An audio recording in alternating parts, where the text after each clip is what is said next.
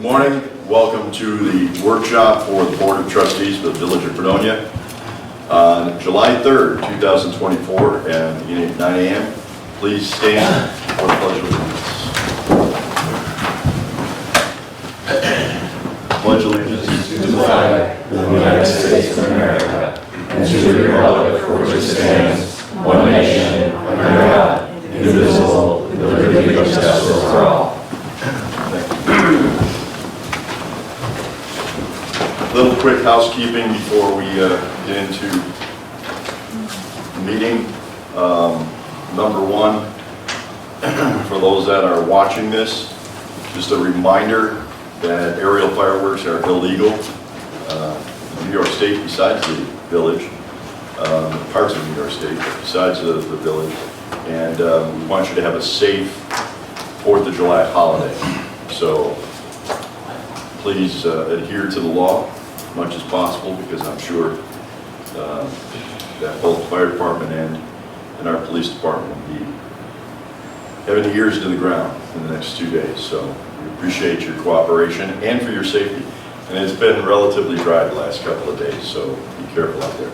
Secondly, I want to thank Congressman Nick Langworthy for putting together the Vietnam Veterans Pinning Ceremony at Cassadaga High School the other day. Over 185 former Vietnam vets, all from Chautauqua County, fortunate enough to be here to receive that pin, and it's something that is well deserved and a long time coming. So thank you to everyone who's involved in that. Resolutions. Abstracts 721 through 724.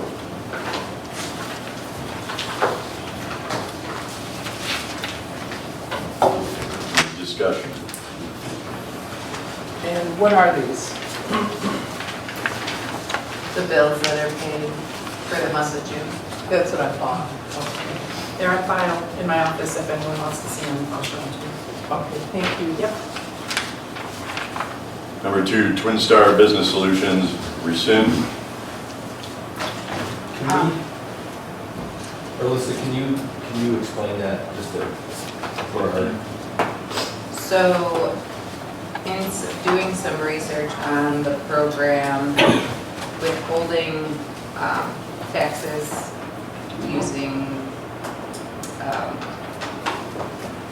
withholding code 125, it doesn't withhold Social Security and Medicare, I believe. But if the money is not spent on medical costs, then you're actually not paying the tax amount that you're supposed to be paying. So technically it's called double dipping. And there's IRS publications against doing it. So Have we had a discussion with Twin Star so they're aware of? not at this point. Okay. I just feel like this, unless they're using it perfectly and using all of it perfectly every year, Right. we're setting them up, or this is setting them up to, end up getting audited and not realize it, and, because I know I've had like flex spending and stuff before, and it's never, I want to use it, but I'm never, I don't feel the pressure to use it, but yeah, I don't know that this is a great idea. Mayor, you said you had a discussion with Twin Star? I did. Set up a meeting. We just want to set up a meeting to, when we talked yesterday, it was misunderstanding, but as far as what's actually used, what isn't used. So I suggested that you contact Alyssa. I said, don't want to be a middleman in any of that. Alyssa's our lead on that subject, Yeah. and so it should go through Alyssa. Because, I would have to say that what Alyssa how she explained it to us was not what I remember was in his presentation. Correct. Yeah. Yeah, and it's, according to the discussion I had, it was,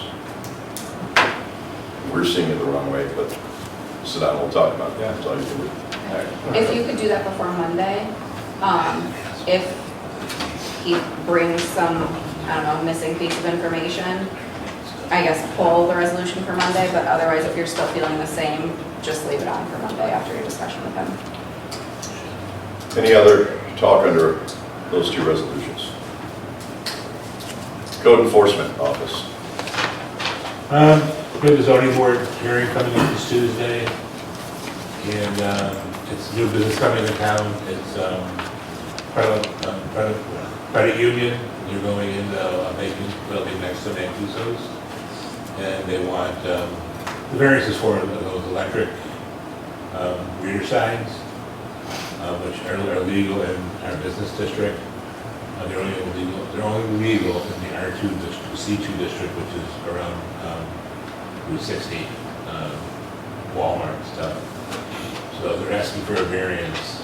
It's a use variance, they're hard to get. But in this case, I think it's far enough out of the corporate, the village, to grant it. Planning board's passed the vendor's law back to the board for approval, so it's all in your corner now.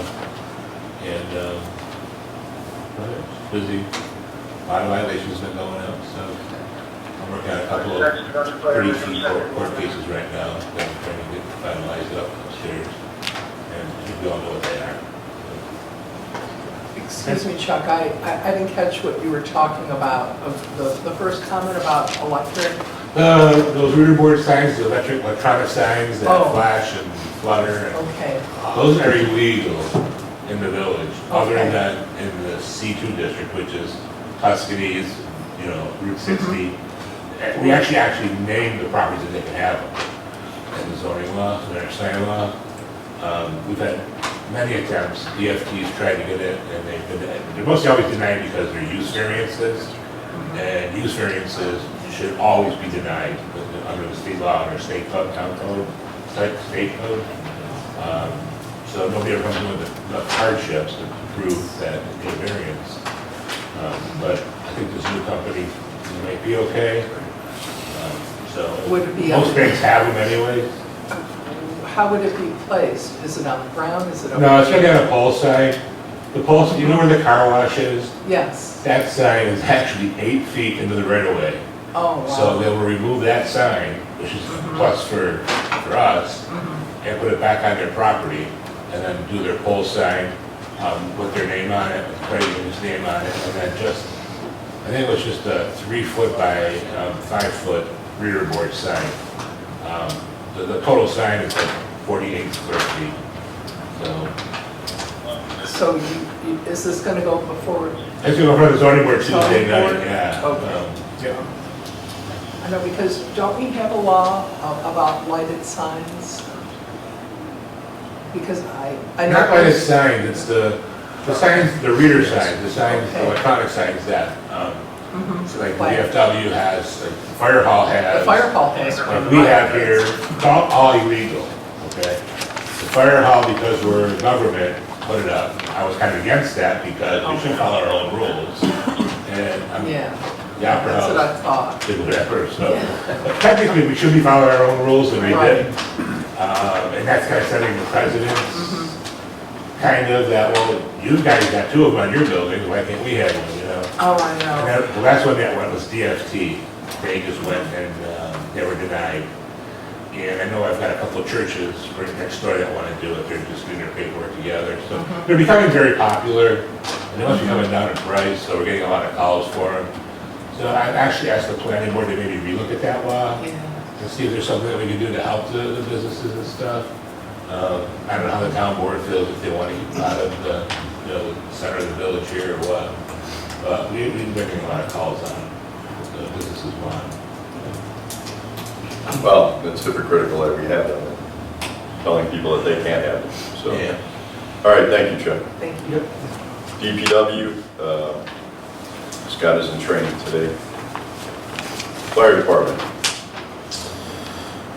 Yeah, I have a final draft of some ways to get the volunteers a little more involved. And those 2 things are what's called a duty hours program, and then a point program for the current volunteers who choose not to do duty hours. So that's being circulated, final draft's being circulated between the leadership and the firehouse. I share this with you because once that's final from my seat, it will come to to this board for approval, being the authority having jurisdiction, that will need a resolution and approval from your seat. We conducted first aid awareness training for the summer counselors on June 20th. It went very well in my opinion. I think they were grateful and we feel better that they have it. We expect the delivery of the new ambulance this month. It's done. It's over at VSP for lettering. So we have to do some certain final tunes, getting the stretcher stuff mounted, radios, everything like that. But I'm pretty optimistic that this month it will be delivered and in service. I'll be out July 22nd through 26th doing a bike ride. And then the weeks of August 12 through 16 and 19 through 23, I'll be on military duty. So Captain Aldridge will be the point of contact for any village business if you need anything. That's all I have. Before we go away from you, just so the public does watch these meetings, you can explain what you're doing with the bike event, just in case there's any last minute supporters that want to support before you ride. I can if you'd like me to, sure. Sure. It's called the Empire State Ride. Basically, it's a 500+ mile bike ride from New York City to Niagara Falls. It takes a week. We ride 100 miles a day, sleep in a tent, 100 miles a day. It's a pretty cool event. This is my first year doing it, and all the money that we raise collectively goes to Roswell Park for cancer research. I'm happy to say that I'm on a Holiday Valley, because I know a bunch of skiers that do it. I'm on a Holiday Valley team, and I looked yesterday, and we, as a team, raised over $2 million so far. So it's pretty cool. I'm happy and humbled to be a part of it. Thank you for doing that too. I can't imagine being on a bike for that. We have room. Look at me. Look at you. Better get any bike. Let's call it what it is. Yeah. Get motorized bikes. Thank you. Police Department. I met with organizers of the Farm Festival Committee yesterday to work out village logistics. That was Mr. Krause, and I can't remember the female's name. Lauren Boyd. Yeah, she was very nice. I also met with Mr. Krause regarding he wanted to know how to distribute information regarding the disability insurance to my people. Am I not supposed to accept anything from him then? I would wait until Monday. Okay. But he was given permission to distribute that early on, until this came up, so that's fine. Okay. Anything else? The new police car is now in operation. And I was in trial all last week. Our department had a very successful kidnapping trial. The defendant was found guilty. And I'm optimistic to receive the max. Good. That's all I have. Thank you. Thank you, guys. I know that they've been stretched the last few weeks. And see them out and about. Michelle, do you have anything recreation park? I have nothing new to report. Okay. Had a great sign up though. Yes. So it's probably, shouldn't say it without knowing, but they can still sign up if they didn't. They can still come Yeah. to the playgrounds or Okay. call the rec department. Good deal. So feel free to reach out to us if you have any questions.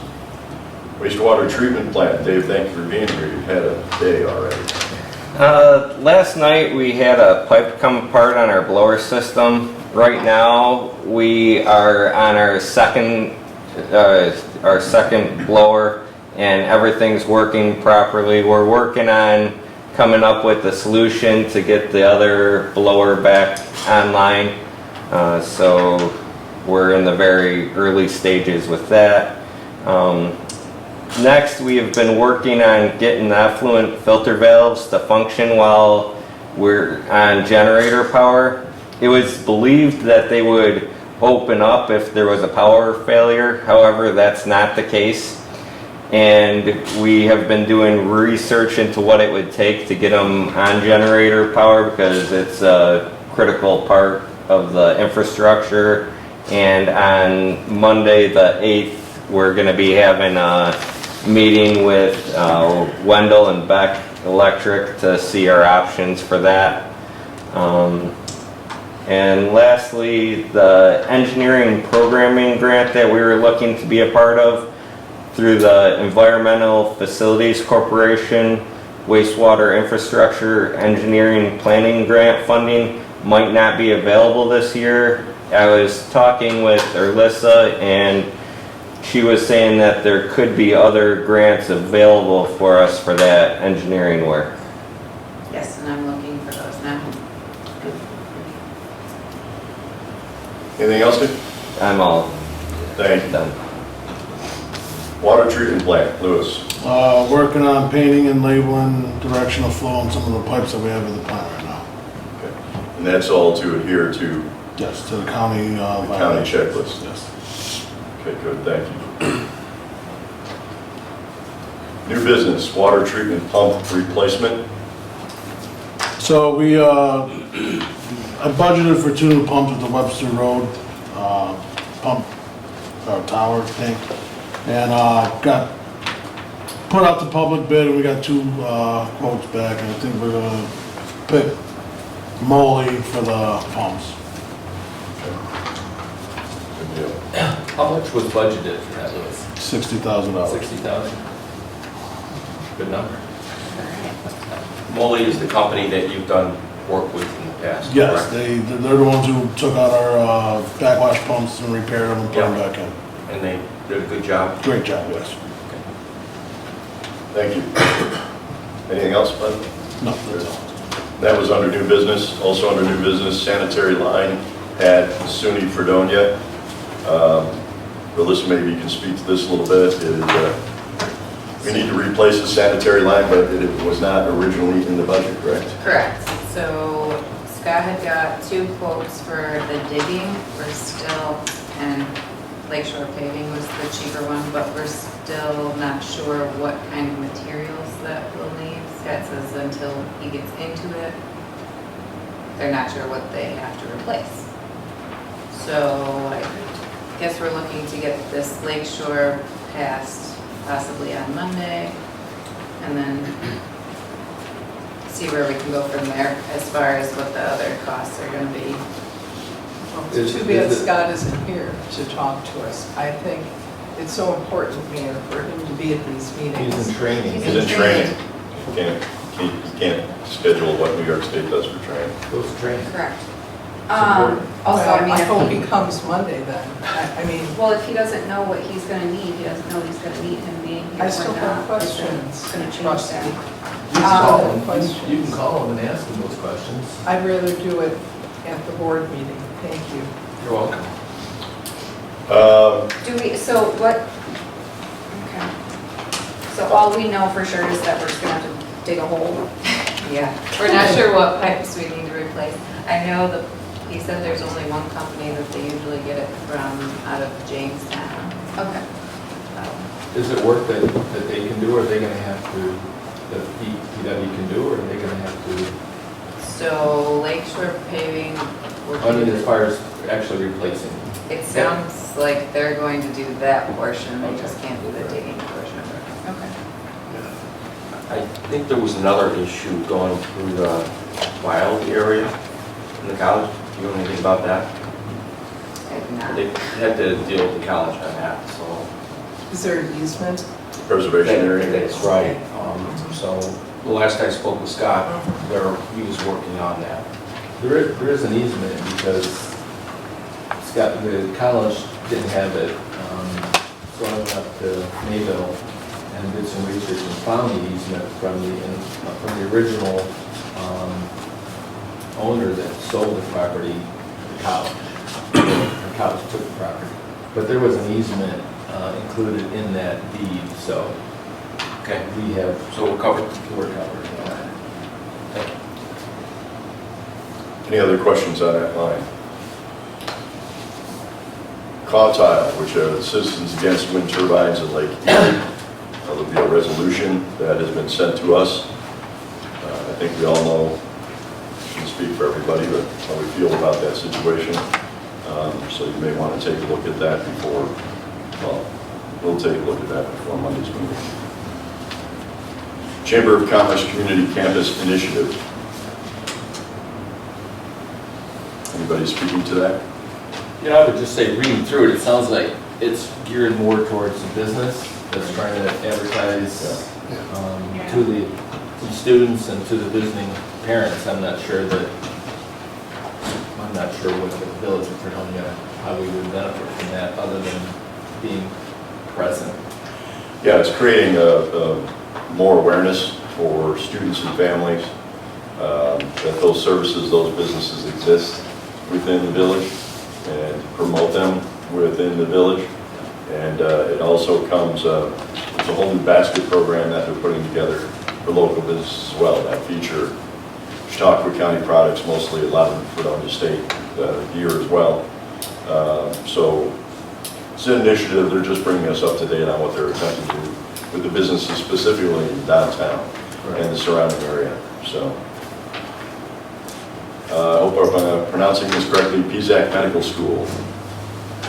Paramedic School, I'm sorry. Yeah, PZAC, Brennan, PZAC. So I explained during the budget process that I wanted to budget to send Brendan to medic school because of the anticipated loss of Tim Winters in June of next year. He's dropped his retirement papers, it's required, he does it 2 years in advance. So he's leaving. The reason I want to send Brendan to paramedic school this year is because of what we witnessed and dealt with when we lost Nate Osborne, and we were paying $6,000 a month in overtime. And those are real numbers. I've met with Alyssa. So I kind of started planning this of, well, if we don't send Brendan to medic school, so that way he can slide right over to fill that medic role, right? And a little background, it's a lot easier to hire a basic. It's very, very, very hard to hire a medic. So that's what I mean, slide him over. Yes, we would then fill his spot, which would be empty, but it's a lot easier to hire a basic than it is a medic. So that's kind of the thought process there. My EMS training budget was cut from $10,000 down to $5,000. That's not enough to cover school. School's $8,000. I can get creative. I can move some money over from fire training to EMS training. I think I have that covered internally. But there is a possibility that we're looking at about an extra $20,000 in payroll for Brendan to go to this, right? Because I would pay him while he's in school. It's at ECC 3 days a week, Monday, Tuesday, Thursday, 6 days a week. I would not pay him for clinical time, which is very heavy clinical time, and it's just kind of it gets wonky, right? Because clinical time means he does like a ride-along with AMR ambulance, or he does a ride-along with All-Star, and that gets weird, where if we're paying one of our employees to really do work for them. So it's pretty standard across the board that paramedic candidates don't get paid for clinical, talking to other departments and stuff. But, I've done a lot of thought on this. I feel very strongly it's the right decision. His hours that he would miss would be filled with part-timers. That's already budgeted. I mean, what else are they going to do, right? So that's exactly what part-timers for, to cover shifts that are needed.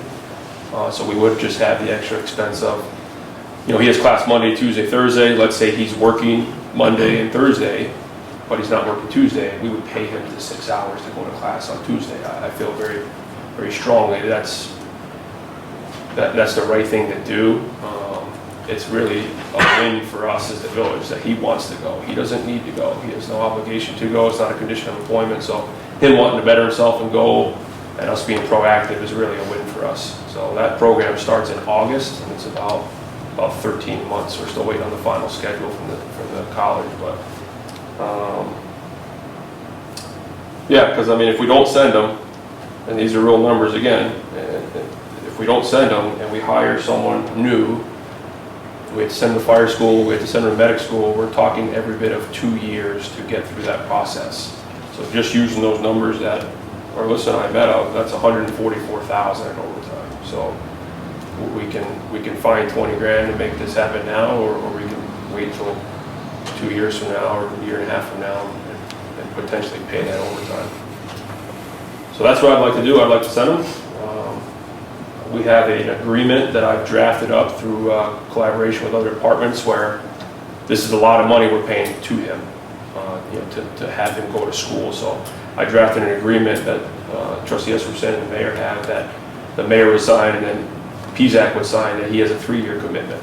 So once he gets completed with medic school, he's working for the Village of Fredonia for 3 years. If he doesn't, then he has to pay back that cost of the program, not the payroll, but he would pay back the cost of the program. So I feel that's important too, because that kind of protects us and gets our money's worth, so.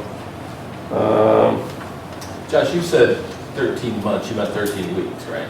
13 months, Really? 13 months, yeah. That's what I'm saying, so to hire someone straight off the street, we're hiring them, but we can't even use them for that long, so it's really, so it's a long process to So get he would be paramedic. trained before Tim?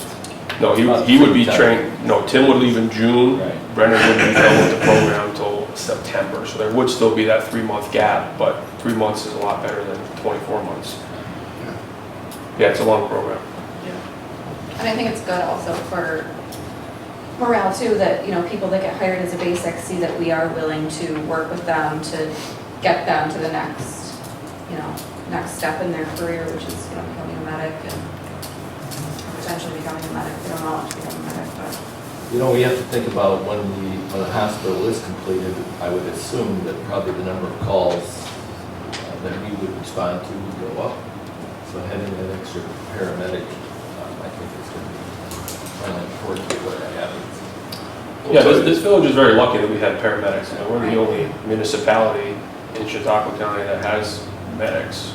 You know, Chautauqua County has an EMS program, but we're very lucky. And it's becoming such a real problem that paramedics aren't taking the test. It's becoming so real that I've actually started conversations with Alyssa, and subsequently I'll continue that with civil service, that I want to change the job description of our firefighters, that they will get hired off the street with the condition of employment that they go to the fire academy and then they go to medic school. I don't feel like we can continue having just basics, because Yeah.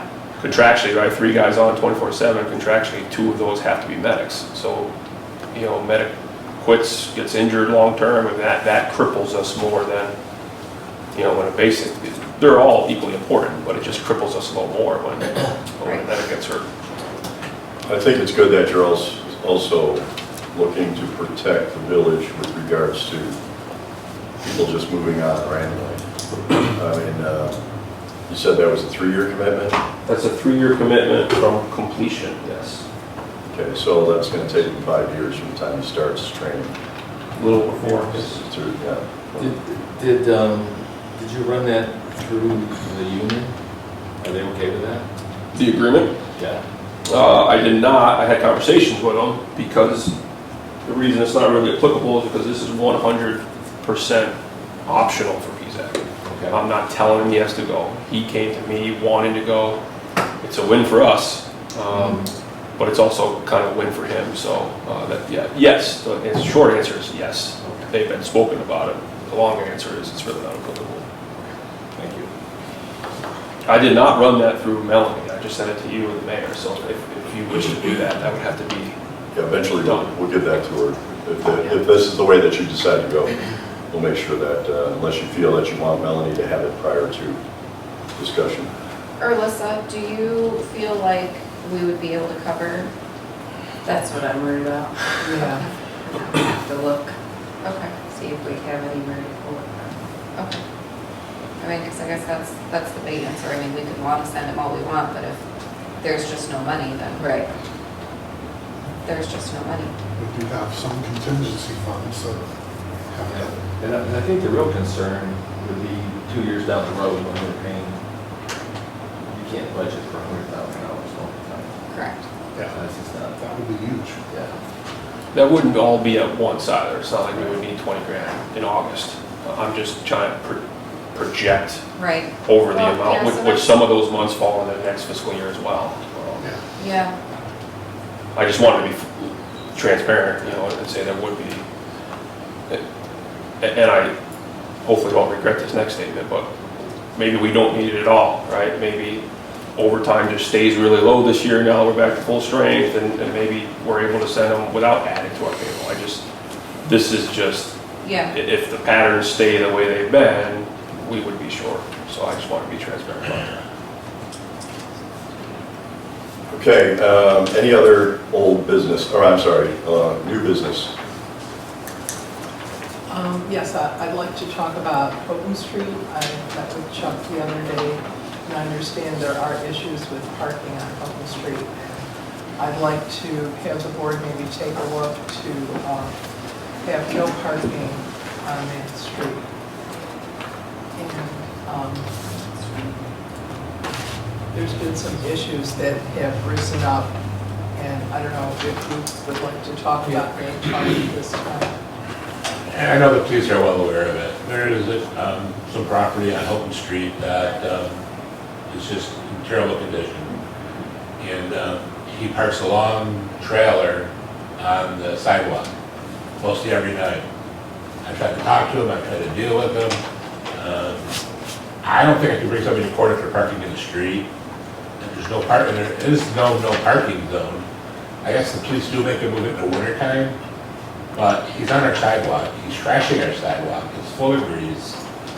The simplest thing for us to do is put a no parking zone there. Now the police can write it. You know, if he gets a couple of tickets, maybe he'll, and it's been a long time problem with code enforcement in this property. And it's not just something that's new. It happened under previous administrations and everything else. The guy is who he is, and it's a constant battle. Isn't it against the law just parking on the sidewalk in the first place? It is. Yes. Yeah, you can't block public. I also, I mean, I understand that it's a problem, but we can't really create legislation for one person. That's, If it's a problem for the whole street.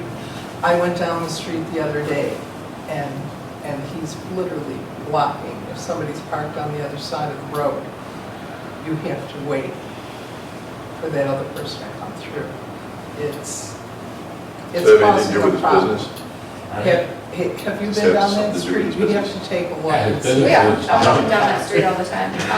Yeah. He dabbles in cars, he fixes cars. Is it zoned for that area? I mean, I understand Is it that's a zoned for problem that for the area? whole. It's zone C1, unfortunately. It's zone commercial, but probably not the right commercial. But, and he's over on the old Chrysler dealer's property where Fidel is. Yeah. He's all over on his property, and Fidel gets mad when I write him a violation. And previously, other trustees said, well, don't worry about it, he can't take you to court. Well, I can. It's your property, you're responsible for it.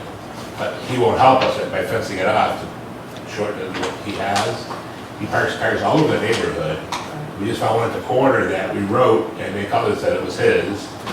He's just, I don't know, it's been very difficult for years. We bring him to court, and he comes with an attorney, and he does very little, and gets an ACD, and it's done. No facts, no No official, elected or otherwise, single official should be saying, don't worry about it, no. That trustee is no longer here, but, There's a reason for it. Okay. This is a problem. That's why I'm bringing it it. would help me out a lot, because like I said, so he's off the sidewalk, so he moves it over a little bit more. Now he wins, and we still get and it's a huge trailer. Drive by it, it's not a small He's got little a- trailer, no trailer. Right, This is a He has 20-foot a trailer. car on top of it. yeah, Right, so I know what you're talking For about. some reason, there's a concept in this village that if you park a junk car or a demolition car on top of a trailer, it's legal. No, it's not. Right. You know, but for some reason, that's the mentality of people out there, that if they park their car on that trailer, it's legal. No, I'm still gonna write it, you know, because the law doesn't say anything if you park a car in a trailer, that the licensed trailer, that it's legal. Well, this is why, and you and I will talk about it. It's very You frustrating. can try to, It is. this is why we're putting together the council that we're putting, is to help you with this, and also take it to the next level. If it's a judicial level, if it's another, you know, what's the situation, why is it that these issues, that they're being cited, that there's no finality to this issue? You know, and also wanted to thank you for sending out the letters that you sent out with regards, of course, as usual, there's a twist to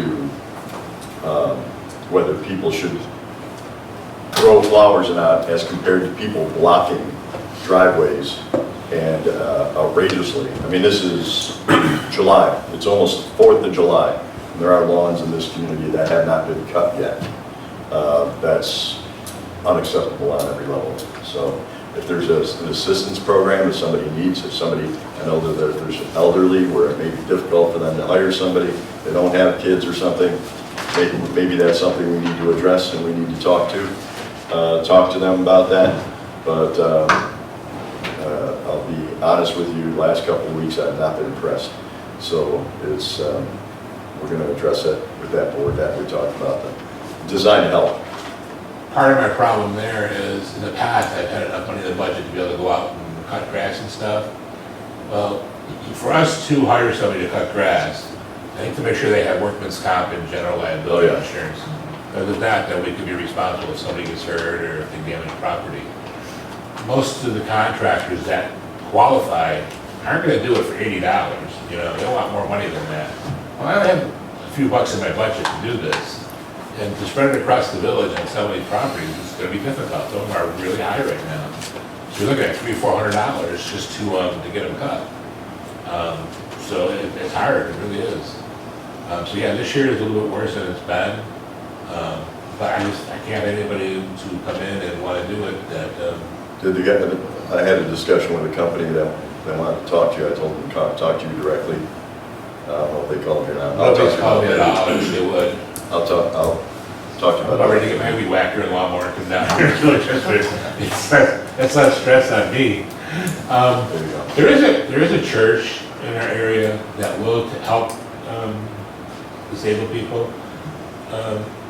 They did a property, and I don't know the address, but it's still not in the best shape, but they did clean up quite a bit of it last year, and we've turned them on to a couple other people if they can get it cleaned up. They can't move like trailers and stuff like that, but they will do some cleanup on properties. The church gets together with the committee, and about 20 people go out and do it. They did it on East Main Street. This old postmaster is. Where does that put us with liability though? Sorry? Where does that put us with regards to liability? It's volunteer, they do it on their own, we don't get involved with it at all.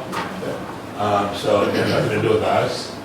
We're not hiring, we're not telling them to do it, so it's just more of a volunteer type of thing, All so. right. Thank you, Jim. Excellent, thank you. Okay, old business, federal law update in code. Dave and I had a brief discussion about that the other day. Any further discussion? So I was reading through the exceptions, and I think there's a misunderstanding that the farmer's market and the vendors would be exempt from this, but they're really not. The only ones that are exempt are the ones that sell food. So if you're selling anything else at the farmer's market, then you need a license. Only food vendors are exempt. Within the farmer's market, yeah. They would need a license to sell. According to this, That's what it's all about, yeah, those making it playing fields even. Yeah. Understand that if you have a grill and you're under a tent, and some of the people, especially the festivals, they'll put up tents and they'll cook hot dogs and do 3-course meals. Well, because they have no license and they're not a trailer, it's exempt. But they still have the same combustible material underneath that trailer. I can't do anything. So that was one of the reasons why the vendor's law even started. Plus, it was unfair for the food trucks to pay all that money. But you have vendors who really aren't they're not selling vegetables, they're selling jewelry and stuff. Should they have a permit? Should we have their insurance? That's how it all started. I think a lot of it was that we weren't getting there was people that wanted to see the insurance, but they had insurance, and farmers market wasn't turning over the insurance to us. Where in this case, whether it be the village clerk or myself managing it, we would make sure that they have their liability and stuff on file with us, like I do with the food truck. Food truck has to have their workman's comp, their general liability that's in my office before I actually give them the permit. This is kind of the same thing, and it's kind of like muting the playing fields a little bit, but Chuck, do you feel that the new vendor's law as written answers some of the questions you had and whatever difficulties that you're encountering without this, do you think that would, it approaches all those items? It just, it evens out the playing fields. That makes us get insurance, so they're on our property, you know, if somebody gets hurt, if they sell something, you know, we're gonna get sued no matter what, because we got the deeper pockets. But it just kinda even out the playing fields for everybody. And the planning board has done a great job, that helped from our attorney and stuff. It's caused a lot of time involved, and a lot of going back and forth and stuff. So there's been a lot of time invested in this to get it to where we are today. My issue with it is being someone who is in that business, was in that business for many, many years, is the specificity, yeah. I'm having trouble this morning. Specificity? Yes, thank you. Of the vendor, the difference between the food trucks. We had discussed the possibility of having 1, 2, maybe 3 separate food truck licenses available a weekend or a day or a 3-month or a 1 year. The vendors, the responsibility on collecting the insurance, every vendor is responsible for insurance. Depending on what you do, you have to have your workers' comp license, you have to have your New York State sales license posted, and you have to, make sure you're following whatever rules. It's not the village necessarily, excuse me this morning, wow, necessarily are responsibility to make sure those things are in place. It is the producer of the event who then produces that and brings it to us. With the farmers market, they had what they felt to be reasonable objection to handing that over because of the situation that they were going through about exposing people's addresses and things of that nature. Frankly, I think you can find out where anybody lives if you try hard enough. So that's not an issue. There's still rules and regulations. To me, you have to look at there's different issues with the food trucks. People under a tent is a different issue compared to Susie Homemaker selling her candles, which technically by New York State law still needs to have all of those things in place.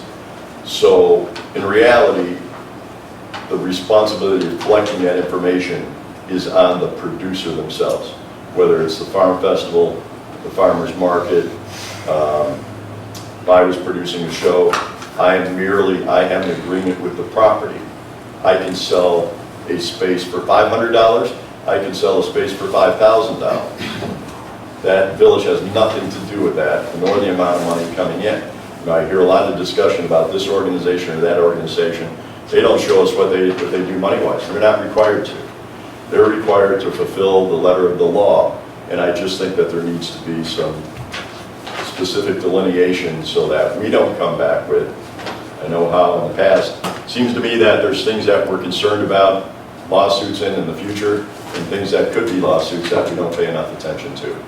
So I just think that there's a little more detail that needs to be in this with regards to exactly who we're talking about and what their responsibilities are, specific responsibilities. So that if I'm a vendor and I'm selling wooden plaques with Buffalo Bills all over it, and what are my responsibilities to the vendor, and are there responsibilities to the community? The community, the vendor isn't responsible necessarily to the village. The vendor is responsible to the person producing it. The person producing the event is the one who's responsible to us. They're the ones who are going to talk to the police, going to talk to the fire, and also we talked about having a specific list. Anne Marie and I have been using that list when it comes to people coming in for different music events or things that they want to rent the park for. I think that needs to be into that agreement as well. And I'm sorry it's cost us, and it's gone on for 2 years. I've been here 6 months. And those are the things that I see in that may require us to spend a little more time so that we don't trip over our own feet. I do think that the renting, just the straight renting of the park or using of the park and all that, that should remain separate. I mean, as the law is this form, I don't see a ton of issues with it. I mean, I like how it's written. I think it covered a lot of it. It, like you said, it leveled the playing field. It made everybody, you know, everybody has to do the same thing. Many of these laws, though, many of these details are the details that the individual, and maybe we need to do our due diligence on the organizations, and I'm not picking any organization. Let's say Joe's Events now wants to come to town. This is for Joe's Events. Right. That's not laid out in this. This looks like everybody who sells a cookie, which they do need that information, but the only information we need is the person who is coming into town to put on an event, has gathered all that information and can prove it to us. That person does. The individual vendor gives that to the person who's promoting or producing the event. However, it doesn't cover people who are just coming in, like, that theory then doesn't cover people who are just coming in just to sell outside of an event. So I think that's why we went with this one kind of blanket format, so that way everybody's covered no matter what. It doesn't matter if you're coming in as part of an event, if you're coming in on a random Tuesday, everybody has to do the same thing. I agree with you from the standpoint of all of the legal documents that you're talking about. They hit the nail on the head. How many times does that happen? I can't think of anybody other than maybe the popcorn person that comes in every now and then and sets up a truck. But I mean, I've never come here and seen somebody selling blankets on the side of the corner without it being an event, number one. And number two, and I'm not trying to be sarcastic, I'm trying to be, if we were having vendors coming in from all over saying, every weekend I want to come out and I'll be the only one, and I'm going to be selling, Josh Allen bobbleheads. I don't see that happening. I see vendors coming here when you're looking at events, bigger events, major events. So I just think there's nothing in here holding us to the things that we as a board need when we pass a resolution. What I mean by that is, what is the date and time? It's all been separate. I'm trying to package it all in one, so we don't have to deal with this anymore. 2 years and hundreds of dollars worth of attorneys is a ridiculous amount of money for a law that should be simple. So that sheet or that list should be required to be presented to us. And I mean, it's great that myself and Ann adhere to that when we interview people for these events. If Ann decides to retire and I get hit by a truck tomorrow, you have no idea where that is. So that being in this packet, so that we have every detail of who is in our village, what they're doing, and that they have all the information. Because I will sit here and guess that there's a good number of people, well-meaning folks, that don't have an EIN, that don't have an insurance form, that are in our parks. So, and that is the responsibility, like you said, if they come in and they do sell Josh bobblehead, Josh Allen bobbleheads for the weekend, they need that. But they also need it for these bigger events, and the bigger events have to have that on file, as to make sure. And that's fine, but I think you need to separate from thinking about it as when you've produced an event to now this is a municipality and we're just creating a policy and legislation to oversee the permitting of people coming in and selling things in our village. So you want, when we have different. 150, and it isn't very different for the fact that there's 150 vendors, Ann's going to have to see 150 vendors to give them all that information. No, because it should Therein be lies the given, difference. it should be given to the producer of the event. Exactly. So the producer of the event knows what the village expects, and it's up to the producer to make sure that each vendor provides whatever information is needed. And if we want to hold the producer accountable, then we ask him for proof of what it is we need. And therein lies. And then this also goes through code enforcement, because then code enforcement Exactly. needs to know who they need to inspect, I'm not arguing that point. I'm arguing the point of you made a vendor law, Yeah. okay? There's nothing in here saying, John, exactly what you just said. That should be in writing, and that should be in this pamphlet. If you're gonna make resolutions and laws, then we have to be more detailed with regards to, if Sally comes in and sells bobbleheads, okay, Sally, this law's for you. If Frank Pagano comes in and puts on a circus, that law's for Frank Pagano and all the vendors there.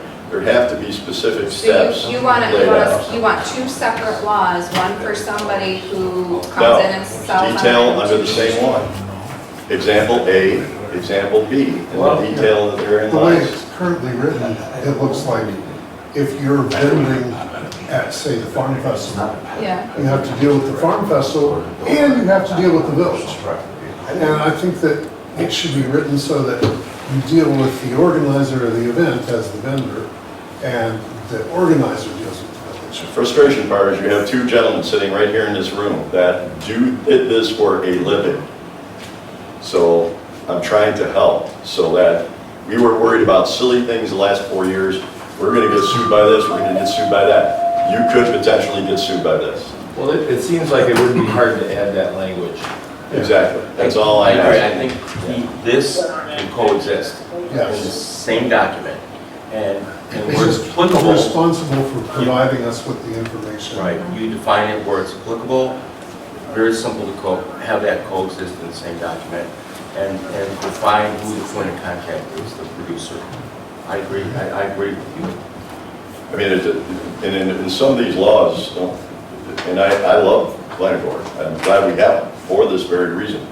But some of these laws don't have to be rewritten from the ground up. We've got thousands of communities in New York State that deal with this. And I'm sure there are some standards that are just excellent. And I'm sure that's what the planning board maybe did. It just, there needs to be a little more detail to that. And maybe this is the benefit that we have to give everybody with things like times. Are you going to be using porta potties? Are you going to be using the police? Are you going to be utilizing the fire? well, So this is a one-stop path. separate from that form. I understand what you're It saying. has to be, But because then again- every time that you want to change one word on that form, No, but then you those have to change the law. forms need to back up the law, is my point. That's my point. Can I say two cases? Yes. Go to Walmart right now, and what do you see? Fireworks. Fireworks. That's a vendor. Right. Yeah, You've got nothing, other than I did give him a permit to be there, under the building code. You see Chevettas every other week over the bowling alley. You know how many businesses, Burger King, Arby's, have complained about them just coming in here and getting away with that, and doing very well. They're vendors. Why aren't they subject to that? I can't use a food truck because they take the grill off the trailer and it's on the ground. So therefore, they don't comply with the. Chuck, maybe I'm not making myself clear. No, no, I'm I agree just with you saying, 100%. That's why I'm saying what I'm saying. I mean, there's those There are cases different that- variations of vendors. right. And they'll break the law if they have the ability to do so. If you have somebody on a corner selling sunglasses, or in the park, selling sunglasses, right now, it's not a peddler, we can't do anything, Correct. you know? Go to Dunkirk and see what you got in Dunkirk right now. They're all over. I just think we seem to be focused on this part of the park, and there's much more ground that we have to legally be responsible for besides just the park. Can Go I ahead, ask I'm sorry. Dave a question? Sure. Was this specifically designed to cover each individual vendor, regardless if it's in an organizer or not, an organization or not? No, the presumption has been, because this is how the village has operated for decades, that all special events would have their own special, specific rules for that event, as the trustees have done over and over and over. So every time a special event, and I'll say further, it is the planning board's intention to address special events in the near future, but we wanted to get you just the vendor portion to address things like Chuck's discussing as soon as humanly possible. And we will be able to, I believe, one of you mentioned that we'll be able to simply amend this with a special events portion moving forward. I know there's a desire to have a simple form that you can fill out for a special event, and have a standard that is understood by everybody coming before you guys, so that you just fill out the forms, then we know what the fire department needs, we know what the police department needs, and you guys know what you need, and you can set the parameters for each individual special event at that time. We will be moving forward, I've spoken with Brian already about this, with trying to put something to you guys regarding special events specifically and how they should be handled. But in the meantime, this is just for any and all existing vendors who, part of the, you say we don't have vendors, that's true, and I agreed with you mostly, besides Chiavettas, et cetera. But part of the reason we don't is because it is specifically not allowed. So now, by creating this vendor law, you have an avenue to actually do that. By definition, it's generally not allowed. So, because of its absence. So my opinion is that we pass this as it is, just knowing that it's geared towards individual vendors. And then the planning board can then submit to us their special events piece. Suggestions, yeah. Yeah. Okay, I guess the next question is before the board, considering this is a workshop, and that's what we're here for, is to flesh it out. Does it go on a little bit? How do we prevent this from happening? How do we prevent fireworks people? We don't know if they're licensed. We don't know if they're, just because they're on Walmart's property, I guarantee you. Well, it's I shouldn't probably guarantee you, but I would guess that they don't know. Well, it's too late for now, but we're worried about the future. We're with Chiavettas. I love Chiavettas. They do great work for our community. They are on people's private property. Where is the line where it becomes an offense, and where is the line of, as long as I have my insurance and I have, now technically, if I'm at, say, the bowling alley, if he gave his insurance and he gave everything to the bowling alley, okay, but did Chuck know that he was, process and procedure will prevent us from having to rewrite everything every 5 years. The intention. That's what this does, correct? Is it The intention is, it empowers Chuck to be able to say, hey, you need a permit here. Yeah, and the permit should look substantially like the mobile food vehicle permit. Yes. It has all the exact same requirements. That's what's suggested in the law, is that it should look the same way, and it should be standardized for all applicants. So here's the question. They come to the bowling alley, and I'm not picking on bowling alley. I'm not picking on Chiavettas. They raise millions, but please, Chiavettas, don't get upset with me. Is it the bowling alley's right to say Chiavettas can come in, or the car wash's right to Chiavettas come in? I guarantee part of the problem is you don't know that they're there until all of a sudden you smell beautiful smell of Chiavettas chicken, or last thing we need right now is all of a sudden somebody dropping a match in that fireworks stand, and we're going to find out just how good our fire department is. Well, so we know these events happen every year at the same place, same time, right? We know when they're happening. So we go to the bowling alley, we go to Walmart and say, if you're gonna have someone vending on your property, there's procedures that they must follow. Here's the law.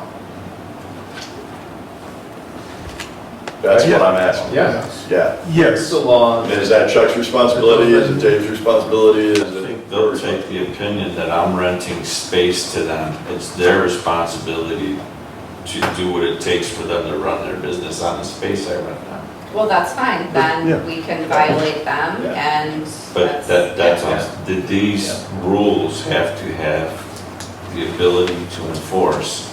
If it's not written in the law where Chuck can come in and cite them, if it's not where we can come in and, let's say it's unruly, we can close the event, especially if you're on village property.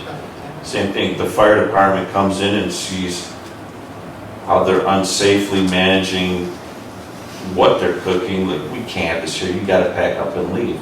Without those enforcement issues documented in a law, all you're doing is citing what you want, but you have to have the ability to enforce also. And all that's gotta be reviewed through corporation counsel to make sure it's legal. Yeah. And I realize this has been a tremendous process, and I realize it's been a tremendous cost, but what we're all talking about, we are technically all in agreement. let's finish it to the point that future mayors and trustees don't have to deal with this for many years to come. It should be something that is here for as long as where you can tie your horse up and cows can range has already been here. And it shouldn't have to be renewed every 2 years. I do want to share with you what police departments in the North County are dealing with, us, the city. Daily, we're moving people that are trying to set up makeshift camps in public areas and even private land. I mean, there's people, they choose to live homeless. And I've also witnessed how they're now setting up a card table and trying to sell stuff in areas of the municipalities. So this is here, and without regulations and the ability to enforce, we're kind of handcuffed right now. Right. So don't, I just want, it is here. And we're all the police departments in this county are dealing with it. I think it's important then to pass this vendor law for so many reasons, and we can always amend it, like we were saying. You know, take the first step and let's get the vendor law passed. Keep in mind, every time you amend it, it not only costs you time, it cost us an attorney's time, which was record-setting last year. I didn't look at it in the view of enforcement. Is there enforcement listed out in there? Yeah. Can you just read out that? Each violation of the chapter shall be punishable by a fine not exceeding $250 for each offense, or by imprisonment for a period of time not to exceed 15 days, or by both such fine and imprisonment. Such violation may also serve as grounds to revoke a license or license issued pursuant to this chapter, as well as a denial of future licensing. Now, does that fit into, Dave, the ability to jail people? Yes. Or Yeah. is it just giving So, them a parents ticket? is that enough, or would you like a blurb in there that says, you know, That's enough. if a major safety issue is noted, like, we can shut you down, or is that in that? That's enough. Is that within your, We mimic the same thing all our laws say, and I worked with the attorney very closely on that one. Because I wanted to make sure it was jail time in there, because without jail time, I can't do a warrant. If they don't show up to court, the judge won't do a warrant. I don't want criminals, civil penalties, because that does nothing, right? you know? So I wanted to Okay. make sure that mimicked what the rest of our laws, our property maintenance law, our Okay. junk car law, our zoning law, all say the same thing. Yeah. So we work really close on that. Yeah, so it is enforceable, there is component, like, I think all the pieces are here for just for a general vendor law. I think everything that we're looking for, If we pass it as it is, yeah. does that mean Nothing I would- all the festivals, Fredonia vendors, all of the farmers market vendors Everybody have now to falls immediately, within. individually file with the village and provide that Well, information? it's- I think we need to, before we make it in fact, we should make it so that groups that are under a producer only provide their information to the producer, and the producer That's my point. is responsible So for us. you just need a paragraph, producers Yeah. of events are responsible Right. for collecting whatever and providing the Right. village Mhm. the documentation required. Exactly. Yeah. Basically what I've been asking. Yeah. I guess the only question I would have, do we want to amend the setback? Right now, it's 100 feet from any brick and mortar business, and, you know, as I talked about before, 100 feet from the Russo building is not that far from the fountains. You're eliminating Right, an entire half. not entire half. Virtually but- all the vendors that are on the sidewalk on that side would not be able to be Doesn't there. that change to 50? No, nothing's no. been changed from this. Yeah. It was actually, it used to be 150. Right. It was changed, now it's changed to 100. I thought That still before. covers. Not only that, I but the do promoter like- closed Park Street, you wouldn't be able to put tents on the park, I do like keeping it as 100, and maybe we add another blurb that for special events, it's, you know, does not apply to special events. Well, because then look at the Beaver Club too, so that entire festival Oh, yeah. is violated, Right. because they're on the Beaver Club They're on their property. property. So I think for a special event, Uh-huh. does not apply. I mean, for that matter, So that is set up if they're less than 100 feet from the bowling alley, Right. they're in violation. Even though the bowling alley's renting to them, I mean, it doesn't say anything about exemption if the business is in agreement. As long as there's an understanding what a special event is, then it doesn't become a matter of interpretation. There might be a typo in that. We did change it from 100 to 50 in our most recent meeting, 50 feet. To 50? Yeah. Okay. 50, I could, Yeah, it's All 100. right, yeah, so then if we want to keep it at 50 and not put in that special, Yeah. that'd be fine. Okay. Okay, thank you. Thank you for hearing us out. Evidence room moved to cable access room. So we had a discussion a month and a half ago. Chief Price notified us that he had been awarded money to purchase equipment that needed to be separated for many different reasons. One is space, pretty soon, one is safety, a safety issue.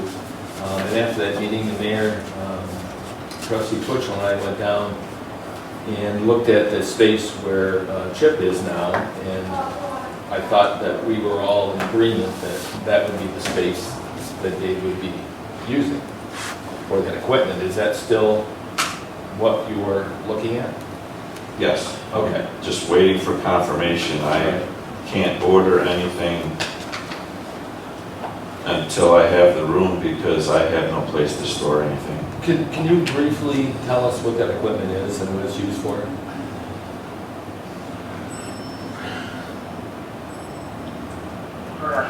Currently, I don't have an evidence room. My evidence storage facility is the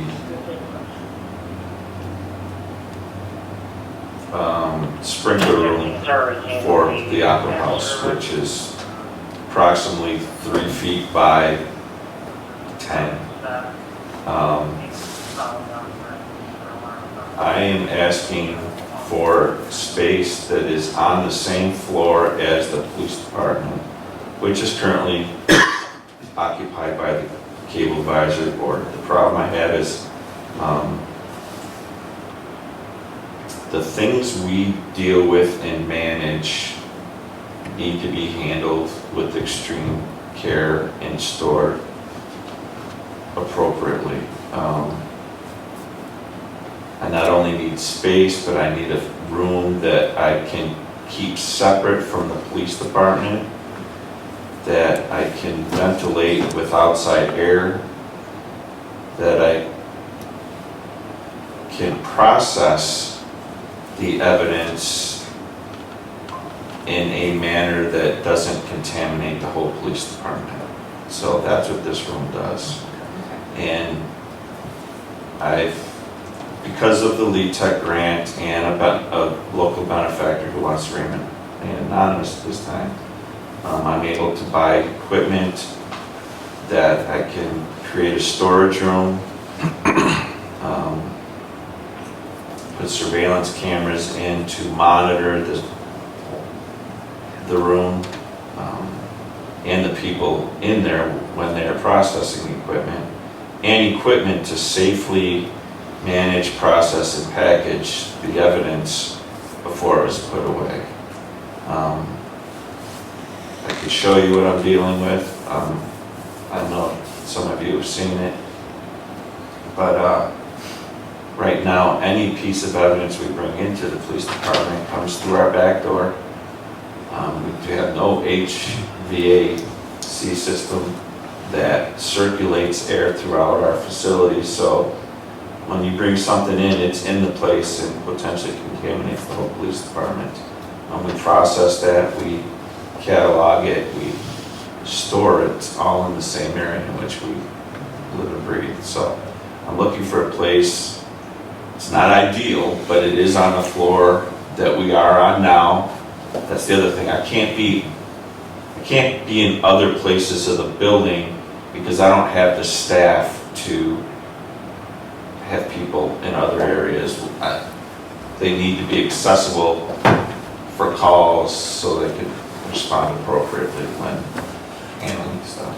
There's also that room down there that, the rec department has a bunch of stuff, but I don't think The other two rooms would not be is sufficient. used.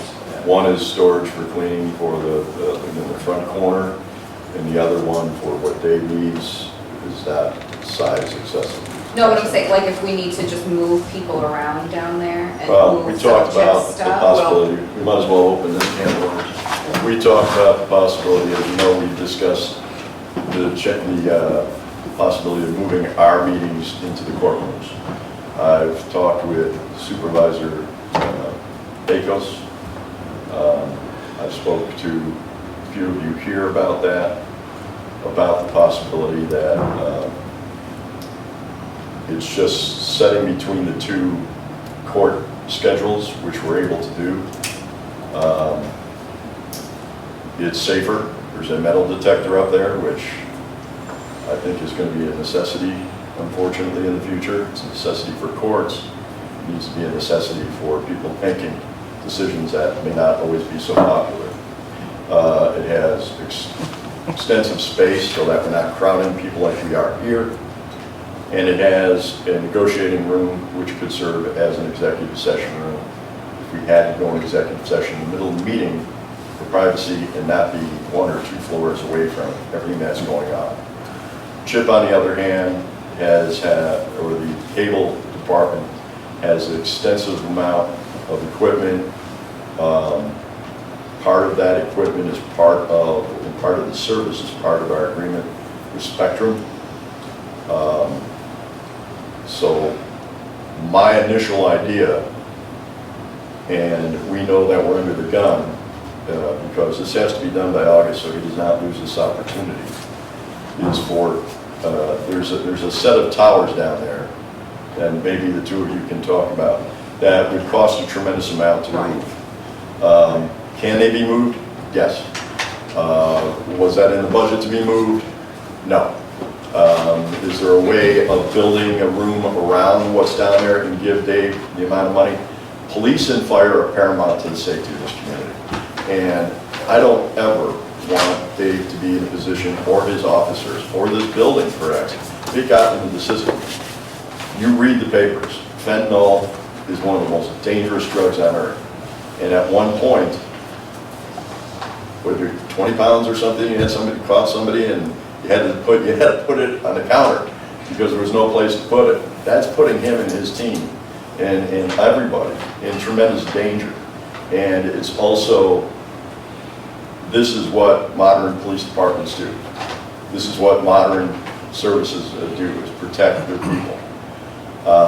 Can we find a way to have those towers down there, build around it? And this is where the controversy comes in, moving cable into this room and trustees to the 3rd floor. It is possible. Time is of the essence. But it's the money, right? I mean. If we had to move those towers, it would be somewhere between $12,000 and $15,000. Now, one could argue that Spectrum has not given us the money that's promised in their. I believe they are going to give us the money. Well, I'm going to buy a new car someday soon. I told my wife that, and I have no plans on doing that anytime in the near future. Right. So. But if we have to move on this, I mean, we have to solve this problem soon. Exactly.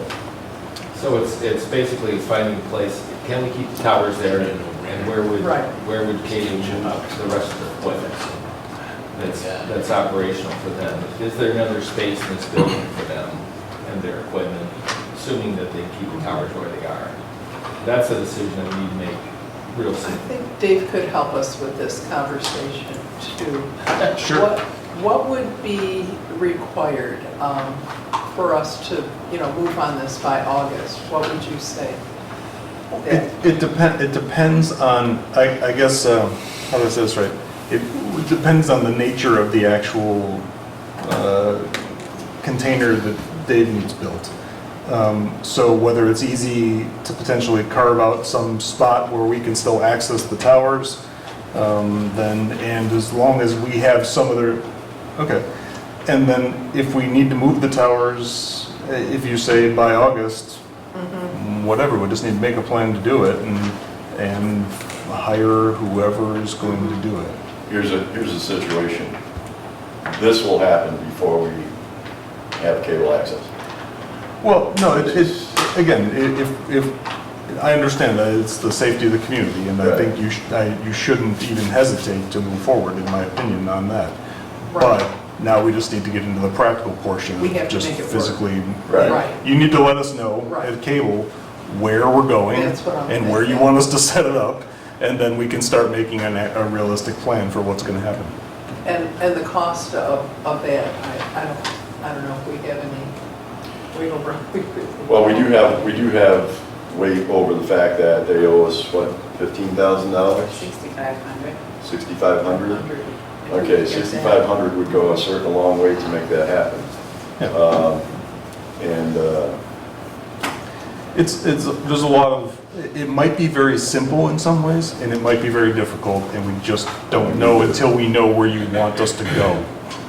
That's the biggest Well, variable. that was, you know, especially if it's this quick of a move, I don't know that upstairs, like if us It's not moving would be gonna ready happen. that Yeah. fast, and that's why I said, well, could that rec room be finally cleaned out, because it's huge. the only thing that needs to be For that- passed for us to move upstairs is for us to work with the courts on time. There's nothing to be moved other than, you know, this stuff can be moved. In fact, it's all gone, by the way. Where is notice that? Dunkirk's cable? I'm sorry, what? Where's Dunkirk's cable? I don't Eagle know. Street. They, It's what? It's on Eagle Street. They have their They own don't separate have it at building by City the Hall. Parks Department.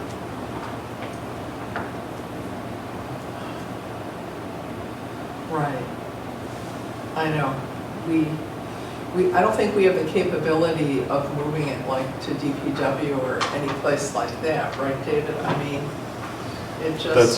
That's a whole different kettle of Yeah, fish, that's all. but Yeah, it would still have to be within this building somewhere. basically, yeah, I mean, we need to move Right. it to somewhere where Spectrum already has a dropped line. That's what I thought, Yeah. right, So right. there's Wheelock. Well, we talked about the fact of merging Dunkirk and Fredonia cable accesses together, but that's just it. It needs to be done more than once a month. We're here. Would the court schedule correlate with our schedule? No, we'd have to change our schedules to possibility of, they're either gonna have to move their dates or we will ours, but I made some preliminary discussions just so we can get this going. And, I mean, people are willing to sit down and talk about it, so it's not an issue. The only thing we have an issue with is if the court date, it would be easier for us to move our times to Tuesday as opposed to, I know the county, they bring in county prisoners, Right. but that's mostly done during the daytime, Right, during there's the no- court session during the day. So we looked at both schedules. It's very easy for us to be able to make the move up there. And when I say make the move, I'm kind of curious as to where all the cameras disappeared to.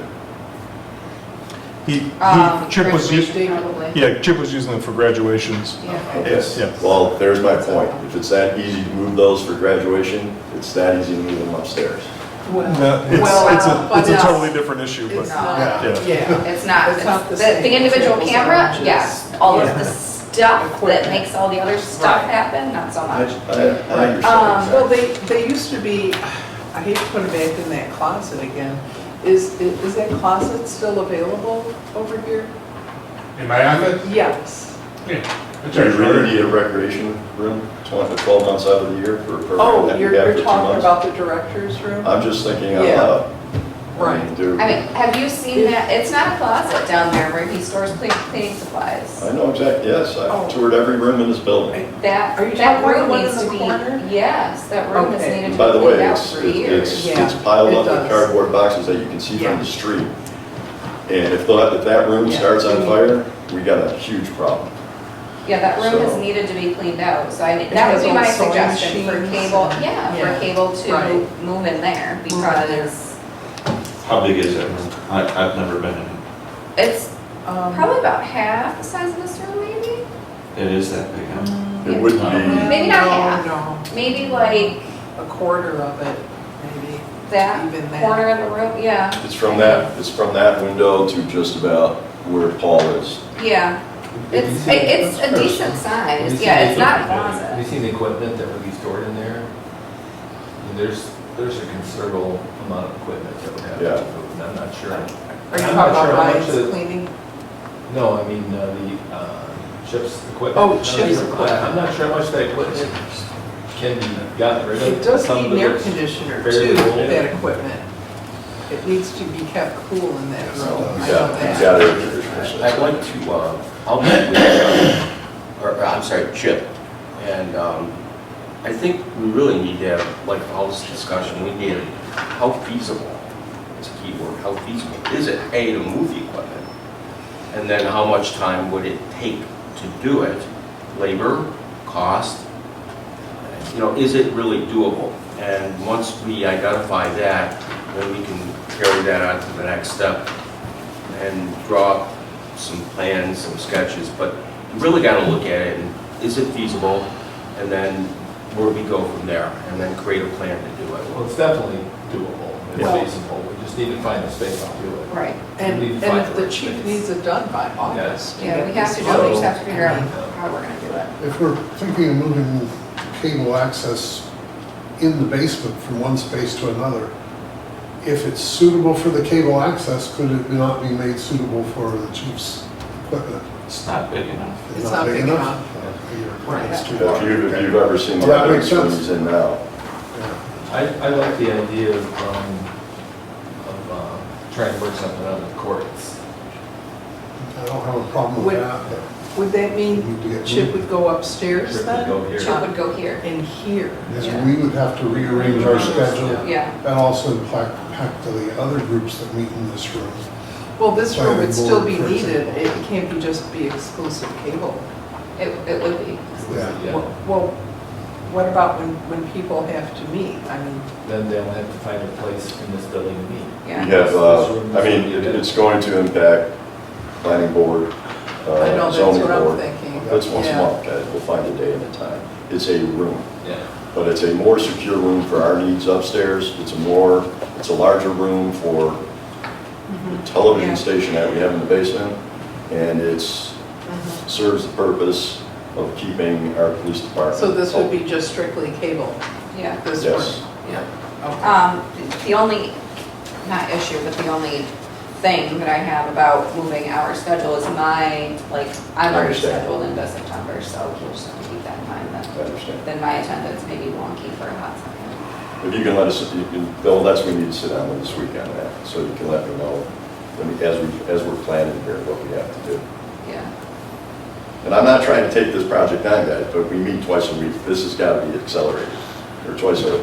Well, that's what I'm saying. So that we have it's got to gotta go. by August. Well, let's, You gotta move let's on get it. together with the processes and see if we can work on a schedule Right. yeah. that everybody's. Right. So far, technically, on paper, yeah, and there's plenty of dates and times that coincide for that room for these other boards. So What's, that's not what a is their problem. current court nights? Almost everything for them is on Mondays and Wednesdays, but they also have daytime, which doesn't necessarily affect us.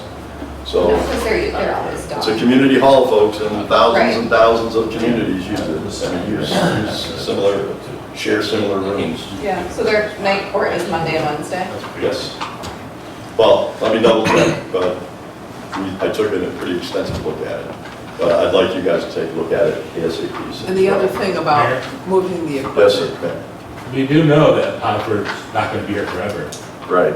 that, they've bought the trooper barracks, I believe, on 60, Oh, and are gonna be moving there, and I believe their courts are going there too. Oh, I didn't hear that. I didn't know, you might want to talk to your the supervisor there, see how long they plan to. Store neighbor? Yeah. From what I'm hearing, they're not gonna be here forever. Well, that's the long-term plan anyhow. Yeah. Is that, so that was part of my thought process as well. But right now, they don't have anywhere to go until that happens. The other thing is too is, my meetings are better suited here, rather than my office, but we would adjust. But when the courts leave at night, they lock down the elevator on the third floor, for the third floor. You can't access the third floor. So they're gonna have to keep that open for us, which may be a problem for the judges having people up there, so you might want to check that all out. But the third key, number 3 key on the elevator is shut down. And we'll have to find out if it's a law, because, I mean, if it's keeping records and things like that, they have secure offices up there. So, yeah. All right, Well, I'd like to move on this, but we really need to establish when we could move the cable equipment upstairs here then. But we do need to establish, I mean, it's a domino effect. exactly. We still have to. Yeah, I think let's plan for, at least a little bit of discussion for it on Monday, once we've been able to get, That's a good idea. some information. Meanwhile, I think it's important that all the players, the side players here are working on that even Friday, just to have something to discuss with the board. And present to the board. Board members are more than welcome, but keep in mind, we're not discussing, making decisions, we're researching, which you're perfectly able to do. And I think it's very important that the police chief have a room. I mean, he's been very patient, waiting for a space to open up, and I see this as, something we need to move on. Chief, the evidence room, wherever it ends up, would require an exhaust system, correct? I need the ability to ventilate, and There's a window there. There's a window. There's a window. Or something in that. And these are various drugs, including fentanyl. Yes. And also that, to me, and I'm sure the chief has thought of this, that room is in sort of the middle of the building. It's in, it's not easily accessible. The room that we're talking about, which I call the janitor's room, or that space, there are windows, So Well, he needs a somebody window. wanted to get in, somebody need there. He needs a secured room that doesn't have necessarily a lot of outside window space. Right. Where that corner building has at least 4 windows in it on both sides. Right, it's So true. it'd be harder to secure. Okay, so it is Will we a, know about this then, Mayor? pardon? Should we Yes, move please. this along? We can talk about the date and time for the rest of the week and next week. So, Okay. Any other business to be brought to, we do have an executive session brought before the board. Yeah, I wanted to keep the community and fellow board members updated as to what the water committee has been doing since the judge has made a ruling. So we've been meeting, the water committee mayor, Tom Pomfret, to discuss the current infrastructure, the proposed infrastructure for phases 2 and 3, their expansion, grants they've applied for and received, and the possibility of the village connecting with existing or proposed infrastructure to meet our need for a permanent water source through the North County Water District.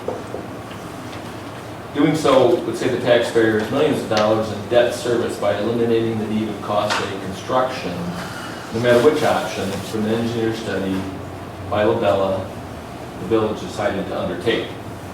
We also discussed a large water tank to be placed in a location suitable for both the town and the village, with the capacity capable of meeting the needs of both entities to be constructed and shared. We've asked engineers from LaBelle and CPL to meet and discuss the feasibility, best connection point, and approximate cost.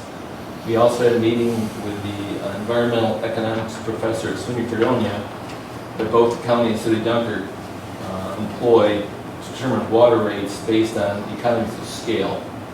His report to us indicated that when the village purchases water, whether directly from Dunkirk through the North County Water District, the cost of production per gallon would be significantly reduced, would result in lower costs for all users.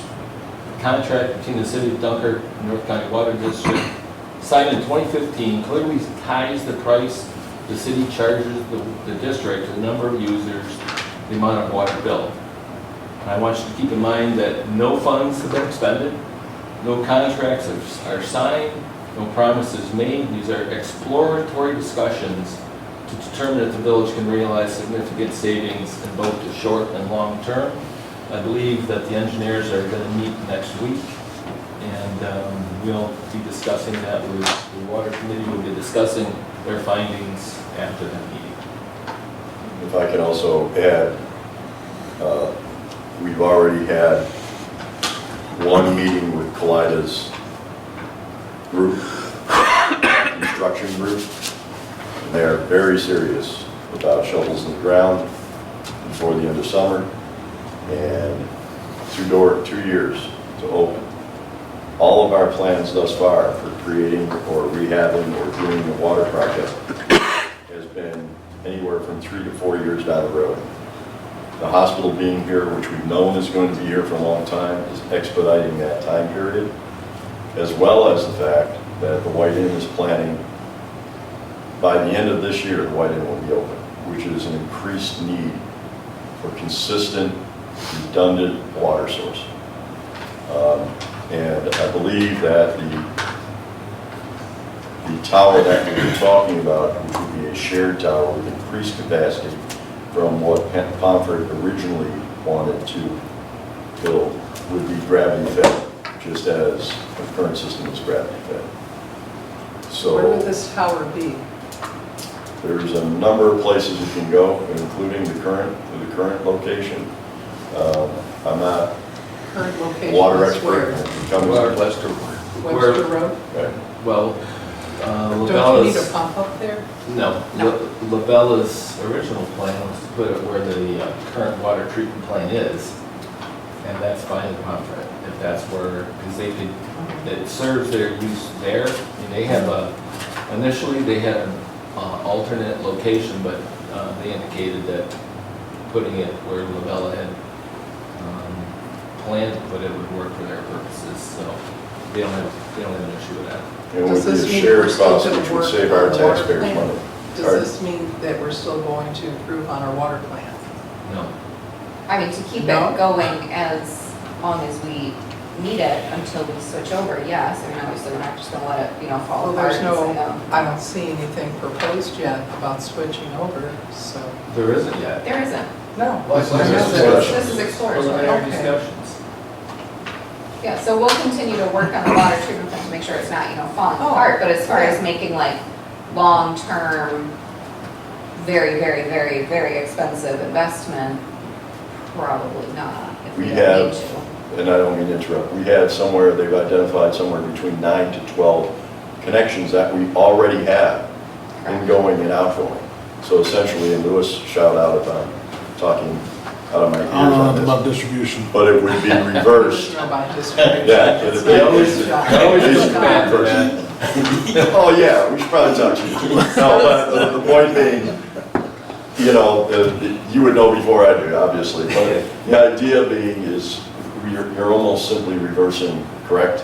Instead of going out, Versus the flow, yeah, theoretically, yeah. yeah. Well, I'm concerned that we weren't able to use the Vineyard Drive station, and we weren't able to use Route 20, both connections there, when we had an agreement with them. I mean, how do we know? Because we didn't do enough to make sure that the power, that the amount of water could get. And I understand where you're coming from, it should be. But frankly, we've known for years that it doesn't have the power to get the water anywhere. And we didn't do anything about it. So it's not anything that we didn't do.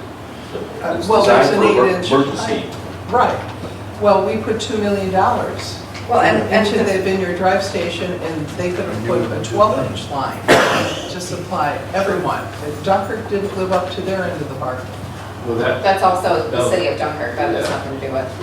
that's really not true. They lived up to the agreement that was passed when they decided to build it. Was it constructed wrong? Probably, but that's not on the city of Dunkirk. That's on every party involved in it. It wasn't meant to be a water replacement source. It was emergency, just for emergency situations only. And we've known all along that we've never, It's never provide us sustainable. the water we needed, all the water we needed for days use. That's not what it was And they also designed to talked do. about putting a water tank there too, so, there's other things they could have improved on. That's all I'm saying. Okay. With that being said, A motion to end this and go into executive session to discuss a employee. I make a motion that we enter into executive session for discussion of terms of employment with the village of Fredonia. Trustee Twitchell? Trustee Wendell? Trustee Sears? Trustee Rockford? Aye. Trustee Asperson?